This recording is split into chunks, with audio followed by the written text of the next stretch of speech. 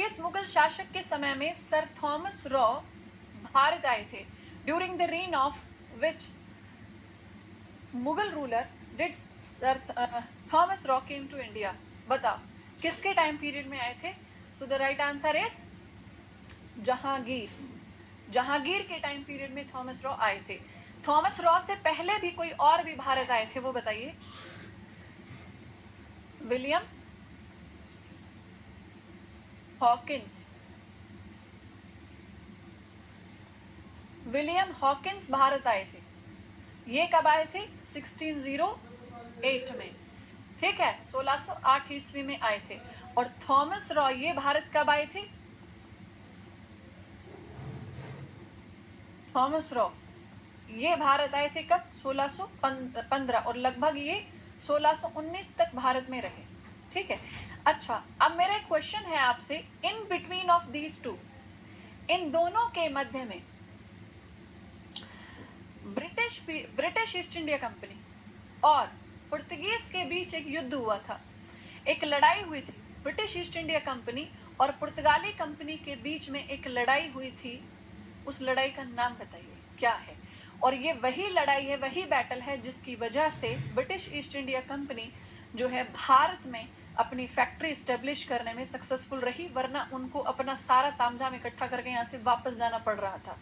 वहाँ के ब्रिटेन के जो राजा थे उन्होंने साफ इंस्ट्रक्शंस दिए थे कि तुरंत जो भारत से अब भारत में अगर तुम अब अगर परमिशन नहीं ले पाए, अनुमति नहीं हासिल कर पाए, तो यहाँ से वापस आ जाना। जाने की तैयारी कर रहे थे उसी टाइम पर, ठीक है, उसी टाइम पर सूरत के पास है ना एक जगह पड़ती है, उसका नाम क्या है? सुवाली। इसे बैटल ऑफ स्वाली भी कहा जाता है, स्वाले होल।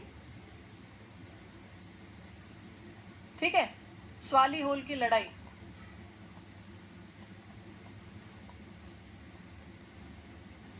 और ये कब हुई थी? 29 से 30 नवंबर 1612 में ये लड़ाई हुई थी।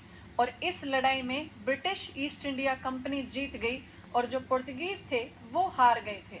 और तभी क्या हुआ था? ब्रिटिश ईस्ट इंडिया कंपनी को 1612 इस जीत के बाद ही सूरत में पहली फैक्ट्री स्टेब्लिश करने का मौका मिला था। इसीलिए फर्स्ट फैक्ट्री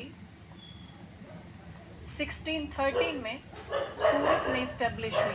अगर ये लड़ाई नहीं होती, अगर ब्रिटिशर्स नहीं जीतते, तो ब्रिटिशर्स यहाँ पर कभी भी व्यापार नहीं कर पाते। ब्रिटेन के साफ इंस्ट्रक्शंस थे वहां से वापस आ जाइए। ठीक है, और हुआ भी ये था कि ब्रिटेन के एक दो अधिकारियों को है ना पुर्तगीज ने पकड़ लिया था। उनको छुड़ाने के लिए ब्रिटिश ऑफिसर जो थे, ब्रिटिश कमांडर जो थे जहाज के, उन्होंने पुर्तगालियों के जहाजों को पकड़ लिया था। उन्होंने कहा कि तुम हमारे अधिकारियों को छोड़ दो, हम जहाज छोड़ देंगे। उन्होंने कहा कि ना तो हम जहाज ले जाने देंगे, ना तुम्हारे अधिकारी छोड़ेंगे। और इस बात के ऊपर लड़ाई हुई थी। ठीक है, और तब ये जीत गए थे। चलो नेक्स्ट क्वेश्चन, आईने अकबरी किसके द्वारा लिखी गई थी? आईने अकबरी, इसकी रचना किसने की थी? आईने Akbari was written by whom?